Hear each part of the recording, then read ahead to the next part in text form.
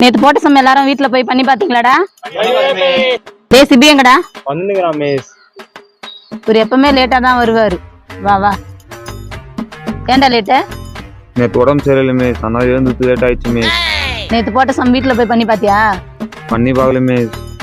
பண்ணி பார்க்காம லேட்டா வர போய் மரியாதையா வெளியில போய் பண்ணி பாத்துட்டு வா. சரிங்க மிஸ்.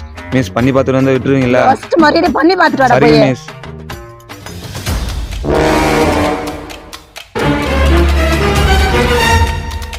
எங்கடா இருக்குதா? இங்க இல்லையா? இங்க இருக்குமா? நாய்.